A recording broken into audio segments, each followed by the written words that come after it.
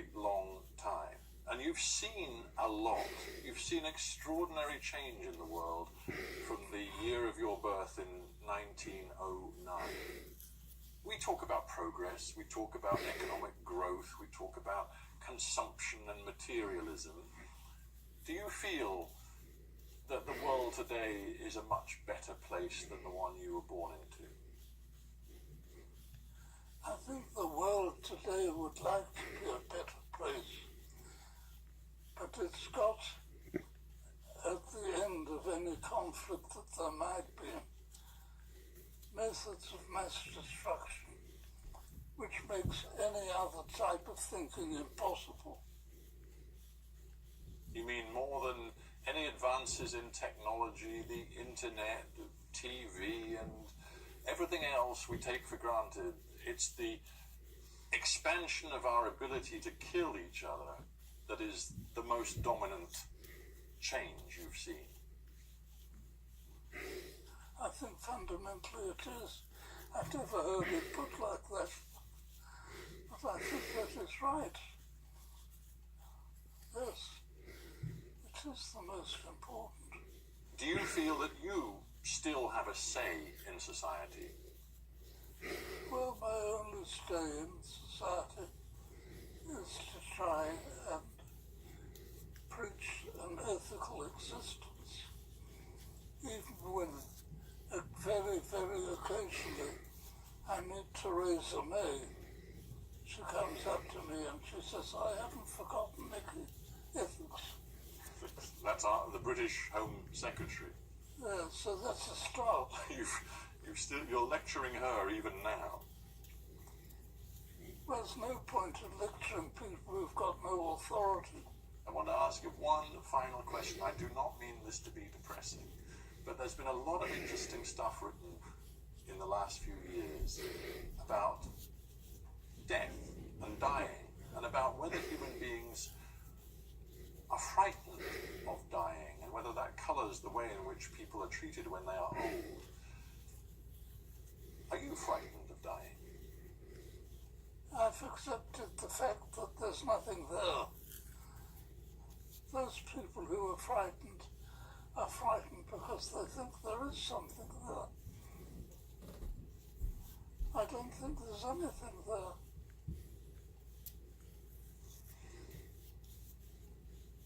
But that is not a frightening thought to you.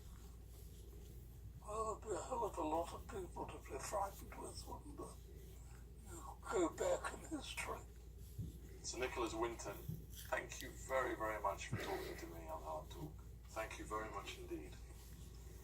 Pleasure.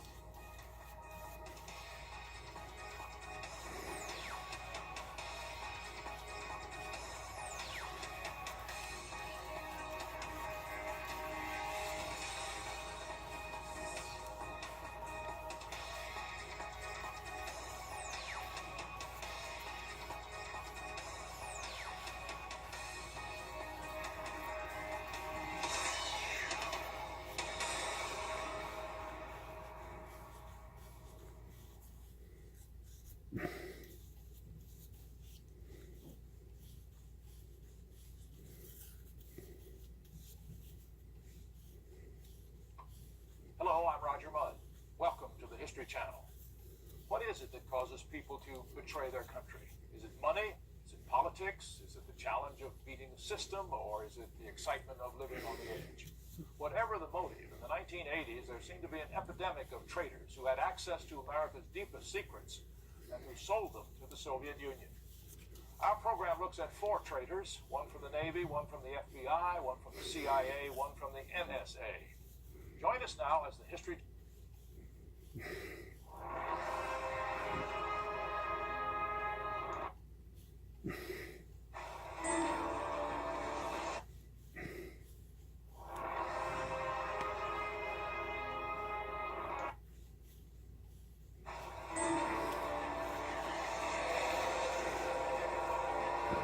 Summer 1492. After 3 months at sea, the Santa Maria, the Pinta, and the Nina anchor off the Bahamas.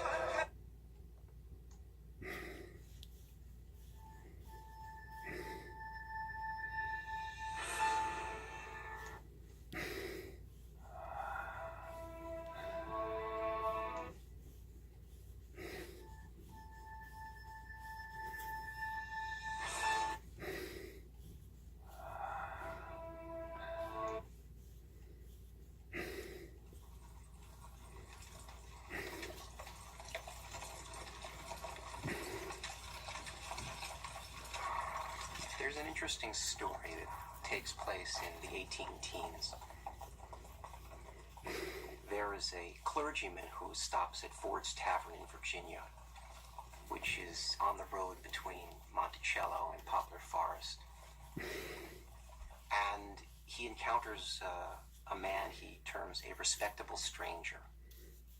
And he engages in a conversation at some length with this stranger. First, they talk about mechanical operations, and he's certain that the man is an engineer of some sort. Then they move on to matters of agriculture, and he thinks this is, in his words, a large farmer. Finally, they talk about religion, and he's certain that the man is a clergyman like himself. The hour gets late, and they go to bed, and the next morning he arises and speaks with the innkeeper and asks for the stranger he had seen the night before. And he describes him, and the innkeeper says, "Why don't you know that was Thomas Jefferson?"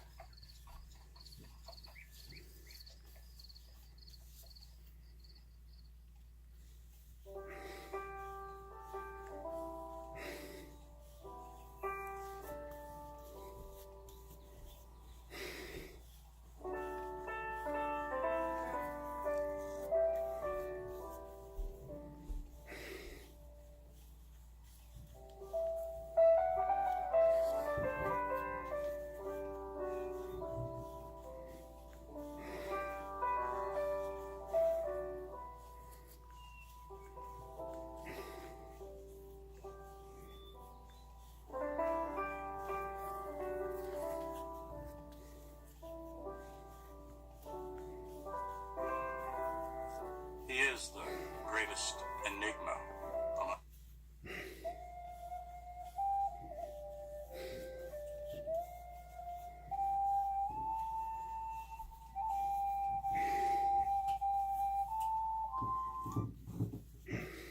Hello, I'm Jack Perkins. Welcome to Biography. For the past several years, we Americans have been celebrating the birthdays of Washington and Lincoln on the same day.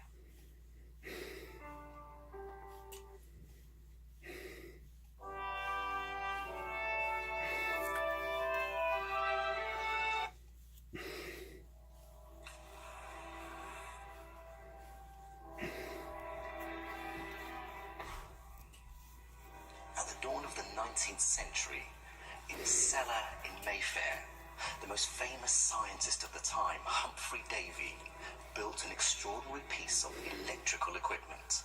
4 meters wide, twice as long, and containing stinking stacks of acid and metal. It had been created to pump out more electricity than had ever been possible before. It was, in fact, the biggest battery the world had ever seen. And with it, Davy was about to propel us into a new age.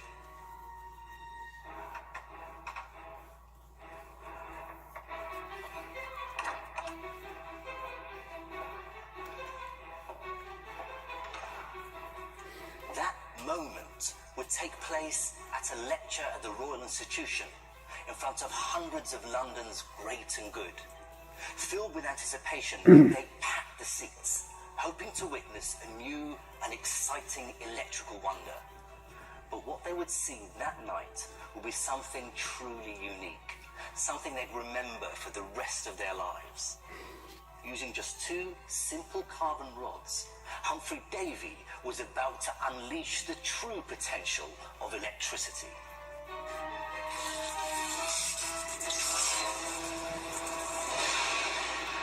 Electricity is one of nature's most awesome phenomena, and the most powerful manifestation of it we ever see is lightning.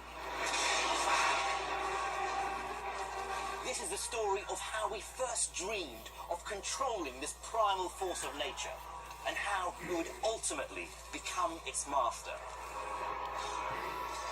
It's a 300-year tale of dazzling leaps of imagination and extraordinary experiments.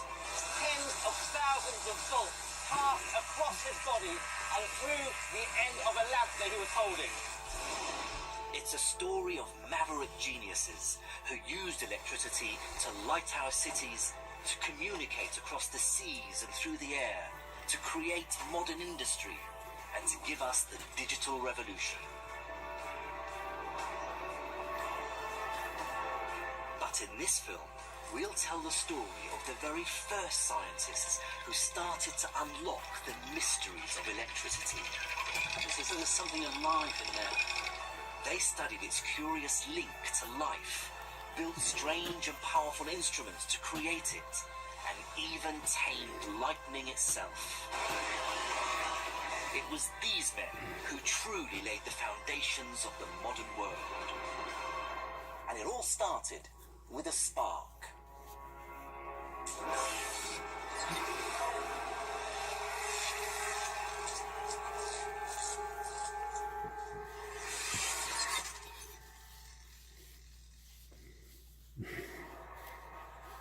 Imagine our world without electricity. It will be dark, cold, and quiet. In many ways, it will be like the beginning of the 18th century, where our story begins.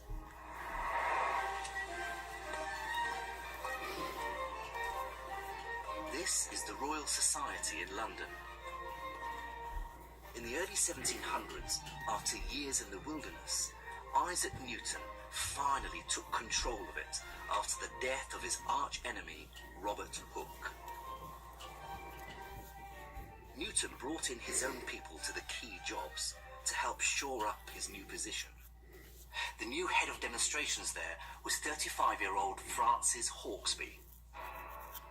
Notes from the Royal Society in 1705 reveal how hard Hawksby tried to stamp his personality on its weekly meetings, producing ever more spectacular experiments to impress his masters.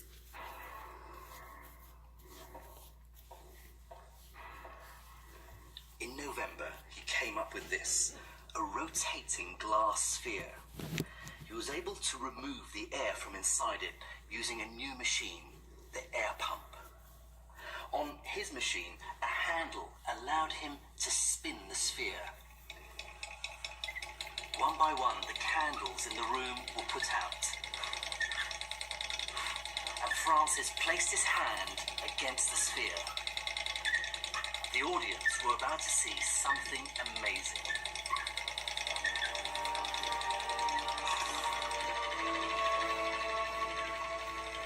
Inside the glass sphere, a strange ethereal light began to form, dancing around his hand.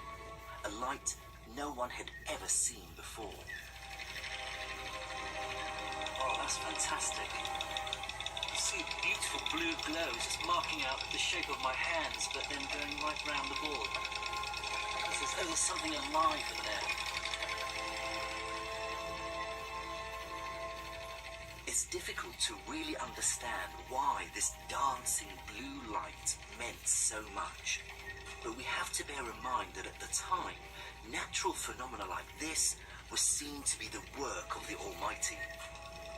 This was still a period when, even in Isaac Newton's theory, God was constantly intervening in the conduct of the world. And so it made sense for a lot of people to interpret natural phenomena as acts of God.